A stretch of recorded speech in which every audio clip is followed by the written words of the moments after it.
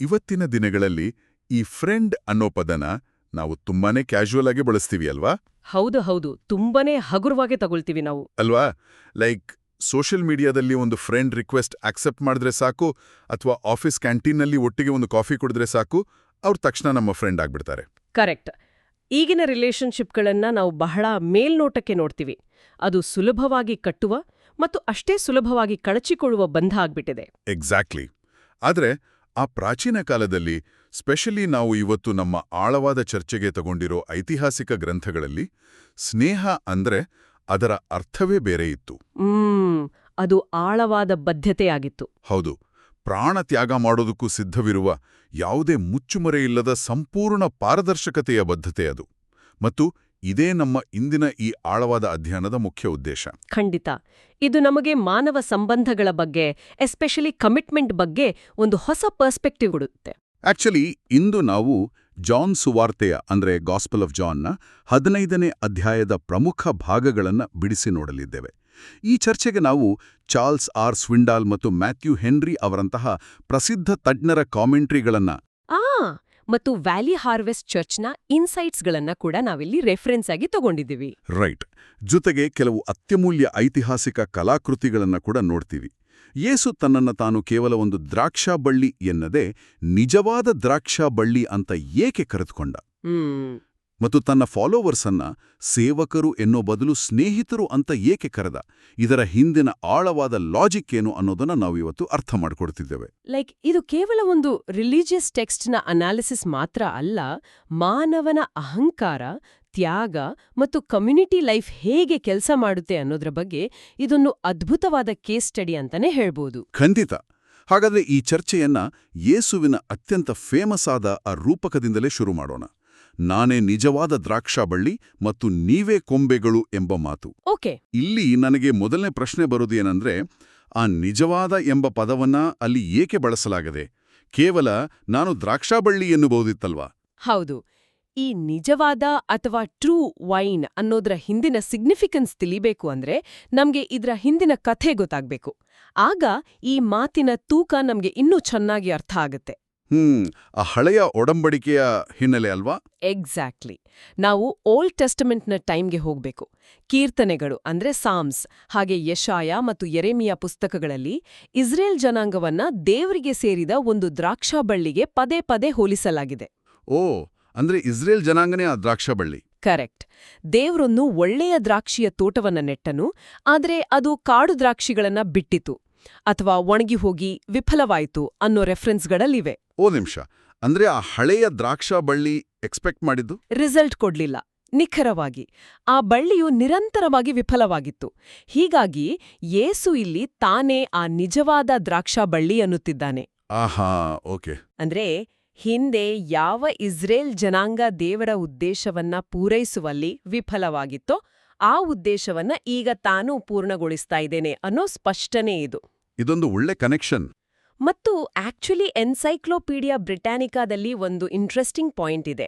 John ಸುವಾರ್ತೆಯಲ್ಲಿ ಬೇರೆ ಸುವಾರ್ತೆಗಳಂತೆ like Matthew ಅಥವಾ ಲೂಕ್ನಲ್ಲಿರೋ ತರ ಸಾಂಪ್ರದಾಯಿಕ ದೃಷ್ಟಾಂತಗಳಿಲ್ಲ. ದೃಷ್ಟಾಂತಗಳು ಅಂದ್ರೆ ಪ್ಯಾರಬಲ್ಸ್ ಅಲ್ವಾ? ಹೌದು. ಇಲ್ಲಿ ಇರೋದು ಕೇವಲ ಇಂತಹ ಆಳವಾದ ರೂಪಕಗಳು, ಅಂದ್ರೆ ಅಲೆಗೋರಿಗಳು ಮಾತ್ರ. ಅಲೆಗೋರಿ ಅಂದ್ರೆ ಆ ಕಥೆಯ ಪ್ರತಿಯೊಂದು ಭಾಗಕ್ಕೂ ಒಂದು ನಿರ್ದಿಷ್ಟವಾದ ಅರ್ಥ ಇರುತ್ತೆ. ಕಾಂಡಕ್ಕೊಂದರ್ಥ, ಕೊಂಬೆಗೊಂದರ್ಥ, ತೋಟಗಾರನಿಗೊಂದರ್ಥ. ವಾವ್! ಇದನ್ನೇ ನಾವು ದೃಶ್ಯ ರೂಪದಲ್ಲಿ ಕಲ್ಪಿಸಿಕೊಳ್ಳೋದು ಬಹಳ ರೋಚಕವಾಗಿರುತ್ತೆ. ನಮ್ಮ ರಿಸರ್ಚ್ ನೋಟ್ಸ್ನಲ್ಲಿ ಒಂದು ಅದ್ಭುತವಾದ ಪೇಂಟಿಂಗ್ನ ಉಲ್ಲೇಖ ಇತ್ತಲ್ವಾ? ಹೌದು, ಆ 15ನೇ ಶತಮಾನದ ಕಲಾಕೃತಿ. ಎಕ್ಸಾಕ್ಟ್ಲಿ. ಕ್ರೀಟನ್ ಶಾಲೆಯ ಕಲಾವಿದ ಏಂಜಲೋಸ್ ಅಕೋಟಾಂಟೋಸ್ ರಚಿಸಿದ ಕ್ರೈಸ್ಟ್ ದ ವೈನ್ ಎಂಬ ಪೇಂಟಿಂಗ್. ಆ ಚಿತ್ರವನ್ನು ಒಮ್ಮೆ ಕಣ್ಣು ಮುಂದೆ ತಂದುಕೊಳ್ಳಿ. ಮಧ್ಯದಲ್ಲಿ ಯೇಸುವನ್ನೇ ಆ ದ್ರಾಕ್ಷಾಬಳ್ಳಿಯ ಬೃಹತ್ ಕಾಂಡವನ್ನಾಗಿ ಚಿತ್ರಿಸಲಾಗಿದೆ. ಮತ್ತು ಆ ಕಾಂಡದಿಂದ ಬೆಳೆದಿರೋ ಕೊಂಬೆಗಳಲ್ಲಿ ಅಪೊಸ್ತಲರು, ಅಂದ್ರೆ ಆ ಅಪಾಸಲ್ಸ್ ಕುಳಿತಿರೋ ಹಾಗೆ ಚಿತ್ರಿಸಿದ್ದಾರೆ. ಅದು ಕೇವಲ ಒಂದು ಸುಂದರವಾದ ಚಿತ್ರ ಅಲ್ಲ, ಅದೊಂದು ಸಂಪೂರ್ಣ ದೇವತಾಶಾಸ್ತ್ರದ ಅಂದ್ರೆ ಥಿಯಾಲಜಿಯ ದೃಶ್ಯರೂಪ. ಕಾಂಡದ ಜೀವವೇ ಆ ಕೊಂಬೆಗಳಿಗೂ ಹರಿಯುತ್ತೆ ಅನ್ನೋದನ್ನ ಆ ಪೇಂಟಿಂಗ್ ಬಹಳ ನ್ಯಾಚುರಲ್ ಆಗಿ ತೋರಿಸುತ್ತೆ. ನಾವಿಲ್ಲಿ ತಜ್ಞರಾದ ಚಾರ್ಲ್ಸ್ ಆರ್ ಸ್ವಿಂಡಾಲ್ ಅವರನ್ನ ಉಲ್ಲೇಖಿಸಬಹುದು. ಅವರಿದನ್ನೇ ವಿವರಿಸ್ತಾ ಬಳ್ಳಿಗೆ ಅಂಟಿಕೊಂಡಿಲ್ಲದೆ ಕೊಂಬೆಗಳು ಏನನ್ನೂ ಮಾಡೋಕ್ ಸಾಧ್ಯನೇ ಇಲ್ಲ ಅಂತಾರೆ. ಯಾಕಂದ್ರೆ ಕೊಂಬೆ ತನ್ನದೇ ಆದ ಸ್ವಂತ ಜೀವ ಇರೋದಿಲ್ಲ. ಹೌದು, ಕಾಂಡದಿಂದ ಬರೋ ರಸ, ಆ ಸ್ಯಾಪ್ ಮಾತ್ರವೇ ಅದಕ್ಕೆ ಜೀವ. ಅದುವೇ ಅದರ ಅಸ್ತಿತ್ವದ ಮೂಲ. ಓಕೆ, ಇದನ್ನೇ ನಾವು ಸ್ವಲ್ಪ ಬಿಡಿಸಿ ನೋಡೋಣ. ಇಲ್ಲಿಯೇ ನನಗೊಂದು ರಿಯಲ್ ಟ್ವಿಸ್ಟ್ ಸಿಕ್ಕಿದ್ದು. ಓ, ಏನದು? ನಮ್ಮ ಸೋರ್ಸ್ಗಳ ಪ್ರಕಾರ ಗ್ರೀಕ್ ಭಾಷೆಯಲ್ಲಿ ಬಳಸಲಾದ ಐರೋ ಅನ್ನೋ ಪದದ ಅರ್ಥ ಬಹಳ ಇಂಟ್ರೆಸ್ಟಿಂಗ್ ಆಗಿದೆ. ಸಾಮಾನ್ಯವಾಗಿ ಒಂದು ತೋಟದಲ್ಲಿ ಯಾವುದಾದ್ರೂ ಕೊಂಬೆ ಒಣಗಿ ಹೋಗಿದ್ರೆ ಅಥವಾ ಮಣ್ಣಿನಲ್ಲಿ ಬಿದ್ದು ಕೊಳಿತಾ ಇದ್ರೆ ಆ ತೋಟಗಾರ ಏನ್ಮಾಡ್ತಾನೆ? ಆಬ್ವಿಯಸ್ಲಿ ಆ ಕೊಂಬೆನ ಕತ್ತರಿಸಿ ತೆಗೆದು ದೂರ ಬಿಸಾಡ್ತಾನೆ ಅಥವಾ ಸುಟ್ಟಾಕ್ತಾನೆ. ಅದೇ ತಾನೇ ರೂಲ್. ಹೌದು, ನಾವೆಲ್ಲರೂ ಹಾಗೆ ಅನ್ಕೊಳ್ತೀವಿ.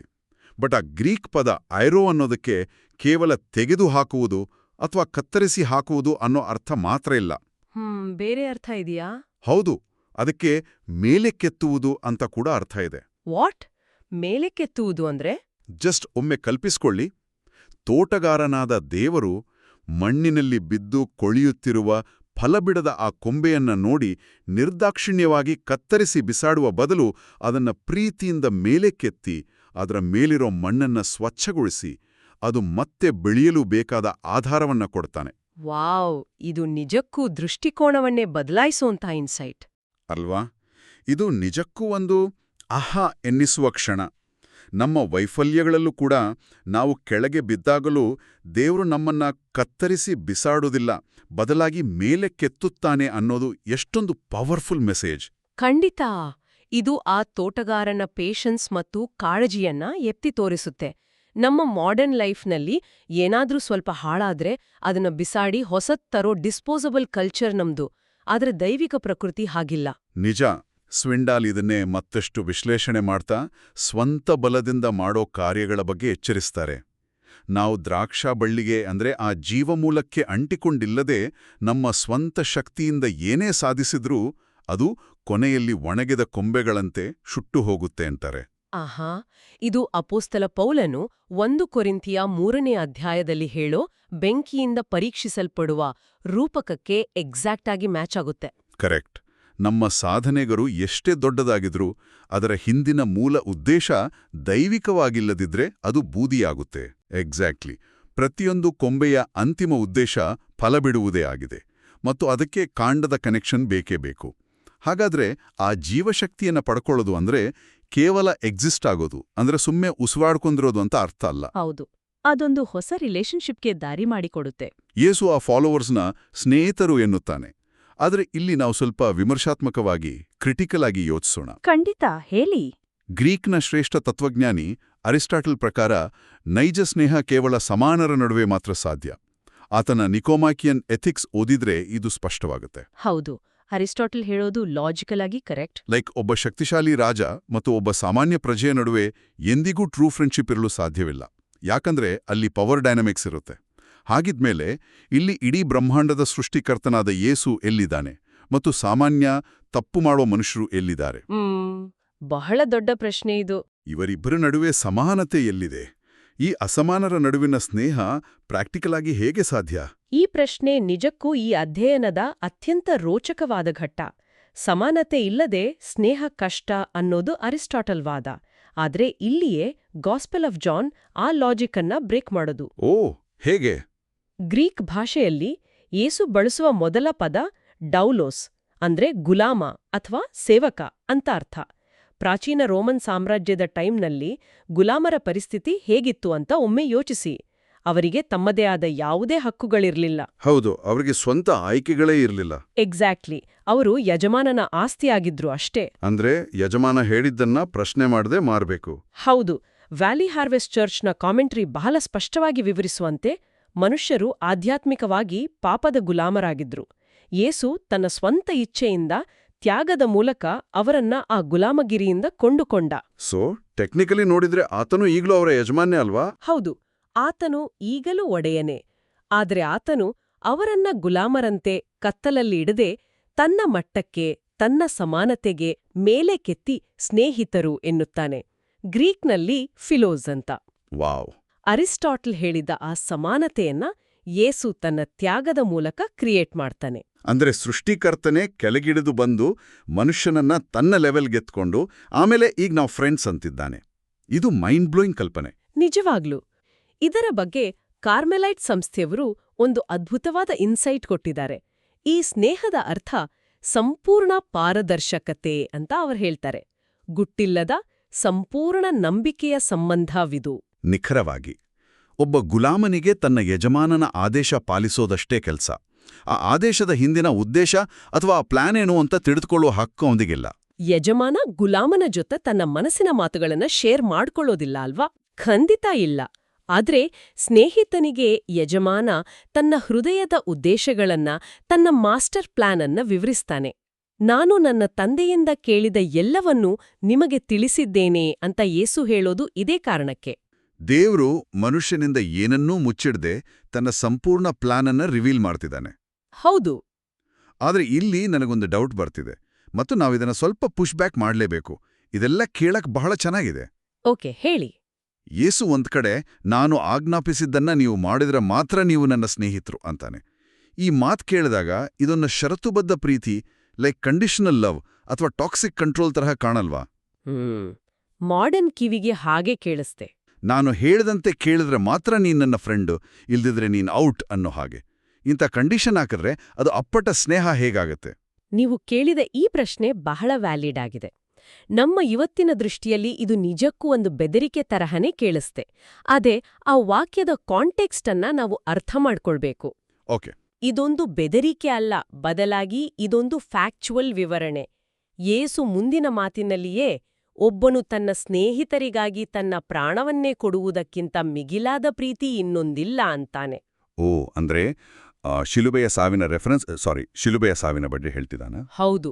ಒಬ್ಬ ಯಜಮಾನನು ತನ್ನ ಗುಲಾಮರಿಗಾಗಿ ತನ್ನ ಪ್ರಾಣವನ್ನೇ ತ್ಯಾಗ ಮಾಡೋಕೆ ಹೊರಟಿದ್ದಾನೆ.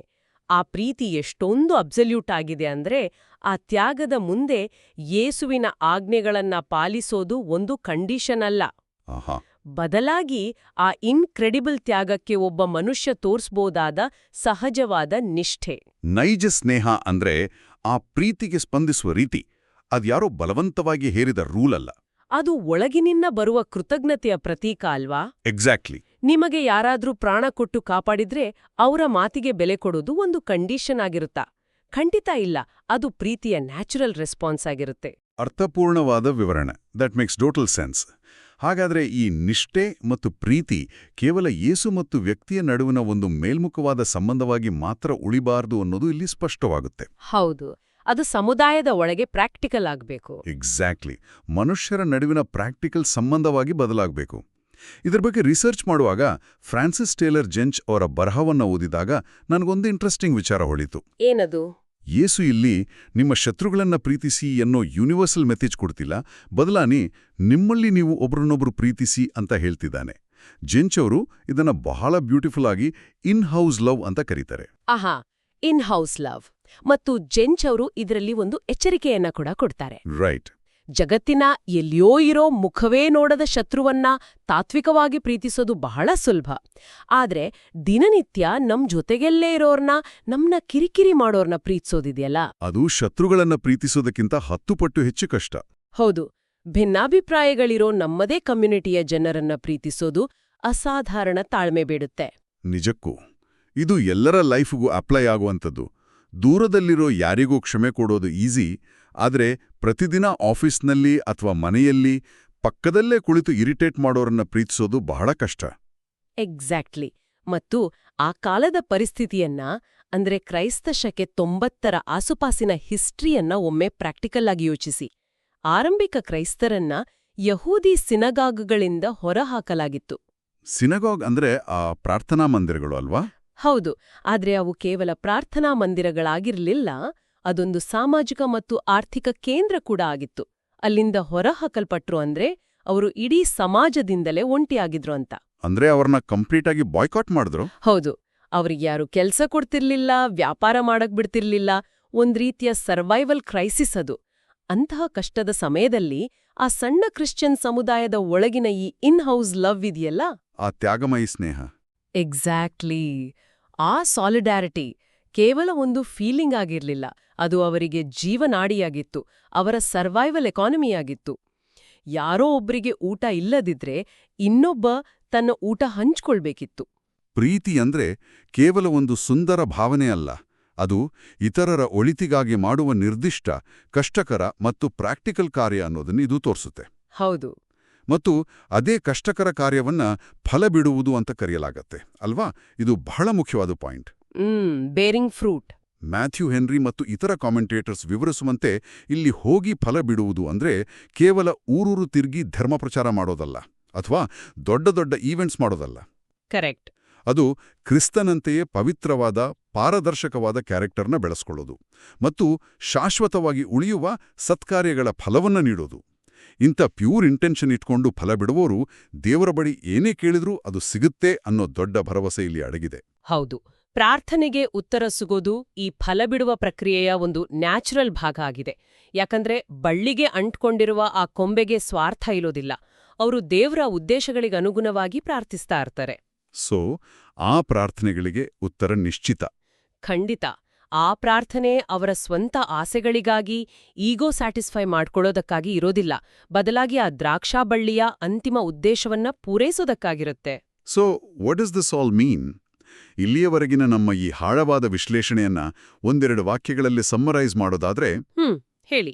ನಿಜವಾದ ದ್ರಾಕ್ಷಾಬಳ್ಳಿಯ ರೂಪಕ ಕೇವಲ ಪ್ರಾಚೀನ ಕಾಲದ ಒಂದು ತಾತ್ವಿಕ ಕಲ್ಪನೆಯಲ್ಲ.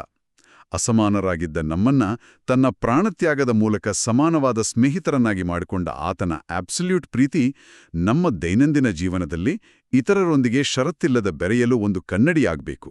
100ಕ್ಕೆ 100 ನಿಜ. ಈ ಅಧ್ಯಯನವನ್ನ ಕೇಳುವ ಪ್ರತಿಯೊಬ್ಬರಿಗೂ ತಮ್ಮ ಸ್ವಂತ ಜೀವನದಲ್ಲಿ ಸ್ನೇಹ, ಬದ್ಧತೆ ಮತ್ತು ತ್ಯಾಗವನ್ನ ಹೇಗೆ ನೋಡ್ತಿದ್ದಾರೆ ಅನ್ನೋದನ್ನ ಮರುಪರಿಶೀಲಿಸುವಂತೆ ಮಾಡುತ್ತೆ. ಖಂಡಿತ. ನಾವು ಆ ದೈವಿಕ ಬಳ್ಳಿಗೆ ಅಂಟ್ಕೊಂಡಿದ್ದೀವಾ? ನಮ್ಮ ಕಮ್ಯುನಿಟಿಯವರನ್ನ, ಇನ್ಹೌಸ್ ಜನರನ್ನ ನಾವು ಪ್ರಾಕ್ಟಿಕಲ್ ಆಗಿ ಪ್ರೀತಿಸ್ತಿದ್ದೀವಾ ಅನ್ನೋ ಬಹಳ ಆಳವಾದ ಪ್ರಶ್ನೆಗಳು ನಮ್ಮೆದುರು ನಿಲ್ತವೆ. ಎಕ್ಸಾಕ್ಟ್ಲಿ. ಈ ಚರ್ಚೆಯನ್ನ ಮುಕ್ತಾಯಗೊಳಿಸುವ ಮುನ್ನ ಒಂದು ಆಳವಾದ ಮತ್ತು ಮೈಂಡ್ ಬೆಂಡಿಂಗ್ ಆಗಿರೋ ಪ್ರಚೋದನಾತ್ಮಕ ಚಿಂತನೆಯನ್ನ, ಅಂದ್ರೆ ಒಂದು ಫೈನಲ್ ಥಾಟನ್ನ ಇಲ್ಲಿ ಬಿಟ್ಟು ಹೋಗಲು ಬಯಸ್ತೇನೆ. ಓಕೆ. ನಮ್ಮ ಈ ಇಡೀ ಡಿಸ್ಕಷನ್ನಲ್ಲಿ ನಾವೊಂದು ಮುಖ್ಯವಾದ ವಾಕ್ಯವನ್ನ ಟಚ್ ಮಾಡಿರಲಿಲ್ಲ. ಜಾನ್ 15.16ರಲ್ಲಿ ಏಸು ಒಂದು ಮಾತು ಹೇಳ್ತಾನೆ, ನೀವು ನನ್ನನ್ನ ಆರಿಸ್ಕೊಳ್ಳಿಲ್ಲ, ಆದ್ರೆ ನಾನು ನಿಮ್ಮನ್ನ ಆರಿಸ್ಕೊಂಡೆ. ಓ, ಇದರ ಬಗ್ಗೆ ಒಮ್ಮೆ ಆಳವಾಗಿ ಯೋಚನೆ ಮಾಡಬೇಕು. ಇದು ಬಹಳ ಕಾಂಪ್ಲೆಕ್ಸ್ ಆದ ಪಾಯಿಂಟ್. ಹೌದು. ಮಾನವನ ಈಗೋ ಅಂದ್ರೆ ನಮ್ಮ ಅಹಂಕಾರ ಯಾವಾಗ್ಲೂ ಒಂದು ಹೀರೋ ಜರ್ನಿಯನ್ನ ಇಷ್ಟಪಡುತ್ತೆ. ನಾನೇ ಎಲ್ಲವನ್ನೂ ಸಾಧಿಸಿದೆ, ನಾನೇ ಸತ್ಯವನ್ನ ಹುಡುಕಿದೆ, ನಾನೇ ಕಷ್ಟಪಟ್ಟು ದೇವರನ್ನ ಹುಡುಕೊಂಡು ಹೋದೆ ಅಂತ ನಂಬಲು ನಮ್ಮ ಮನಸ್ಸು ಬಯಸುತ್ತೆ. ಹೌದು, ಅದು ನಮಗೊಂಥರ ಕಿಕ್ಕು ಕೊಡುತ್ತೆ. ನಮ್ಮ ಕತೆಗೆ ನಾವೇ ಹೀರೋ ಅನ್ನೋ ಫೀಲಿಂಗ್. ಆದ್ರೆ ಇಲ್ಲಿ ಟೆಕ್ಸ್ಟ್ ಹೇಳ್ತಿರೋದೇ ಬೇರೆ. ಬ್ರಹ್ಮಾಂಡದ ಅತಿ ದೊಡ್ಡ, ಅತಿ ಶ್ರೇಷ್ಠವಾದ ಸ್ನೇಹವು ಮಾನವನ ಕಷ್ಟದ ಆಯ್ಕೆಯಾಗಿರದೆ ಅದು ಸಂಪೂರ್ಣವಾಗಿ ಉಚಿತವಾಗಿ ಮನುಷ್ಯರನ್ನ ಹುಡುಕೊಂಡು ಬಂದ ಆಯ್ಕೆಯಾಗಿದೆ. ಅಲ್ವಾ? ಈ ಸತ್ಯವನ್ನ ಅರಗಿಸ್ಕೊಳ್ಳೋದು ನಮ್ಮ ಅಹಂಕಾರಕ್ಕೆ ನಿಜಕ್ಕೂ ಬಹಳ ಕಷ್ಟ ಆಗುತ್ತೆ. ಖಂಡಿತ.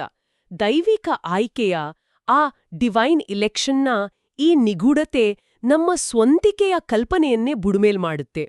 ಇದು ಒಂದು ರೀತಿಯಲ್ಲಿ ನಮ್ಮ ಈಗೋವನ್ನ ಸಂಪೂರ್ಣವಾಗಿ ನಾಶ ಮಾಡುತ್ತೆ. ನಿಜ. ಮನುಷ್ಯನ ಸ್ವಂತ ಆಯ್ಕೆಗಳಿಗಿಂತ ಮನುಷ್ಯರನ್ನ ಹುಡುಕೊಂಡು ಬಂದ ಈ ಪ್ರೀತಿಯ ಆಳದ ಬಗ್ಗೆ ಯೋಚಿಸಿದಾಗ ಆಶ್ಚರ್ಯ ಆಗುತ್ತೆ. ನಾವು ನಮ್ಮ ಕಥೆಯ ಹೀರೋಗಳಲ್ಲ, ಬದಲಾಗಿ ನಮ್ಮನ್ನ ಹುಡುಕೊಂಡು ಬಂದ ಆ ಪ್ರೀತಿಯ ನೈಜ ಹೀರೋ ಅನ್ನೋದು ಸ್ಪಷ್ಟವಾಗುತ್ತೆ. ತುಂಬಾ ಪವರ್ಫುಲ್. ಆರಂಭದಲ್ಲಿ ನಾವು ಮಾಡರ್ನ್ ಕ್ಯಾಶುವಲ್ ಸ್ನೇಹದ ಬಗ್ಗೆ ಮಾತಾಡಿದ್ವಿ ಅಲ್ವಾ? ಹೌದು. ಆದ್ರೆ ನಿಜವಾದ ಸ್ನೇಹ ಅಂದ್ರೆ ಕೇವಲ ಒಂದು ಕ್ಲಿಕ್ ಅಲ್ಲ. ಅದು ಮಣ್ಣಿನಲ್ಲಿ ಬಿದ್ದಿದ್ದವರನ್ನ ಆರಿಸಿಕೊಂಡು ಮೇಲೆಕ್ಕೆತ್ತಿ ಕೊನೆಯವರೆಗೂ ಜೊತೆಯಾಗಿ ನಿಲ್ಲುವ ಒಂದು ದೈವಿಕ ಬದ್ಧತೆ. ಆಶ್ಚರ್ಯ ಹುಟ್ಟಿಸುವ ಈ ಡಿವೈನ್ ಪ್ಯಾರಡಾಕ್ಸ್ನ ಬಗ್ಗೆ ಎಲ್ಲರೂ ಆಳವಾಗಿ ಯೋಚಿಸ್ಲಿ ಅಂತ ಹೇಳ್ತಾ ಇವತ್ತಿನ ಈ ವಿಶೇಷ ಸಂಚಿಕೆಯನ್ನ ಇಲ್ಲಿಗೆ ಮುಕ್ತಾಯಗೊಳಿಸ್ತಾ ಇದ್ದೀವಿ. ಮುಂದಿನ ಆಳವಾದ ಅಧ್ಯಯನದಲ್ಲಿ ಮತ್ತೊಂದು ಇಂಟ್ರೆಸ್ಟಿಂಗ್ ಟಾಪಿಕ್ ಜೊತೆ ಭೇಟಿಯಾಗೋಣ.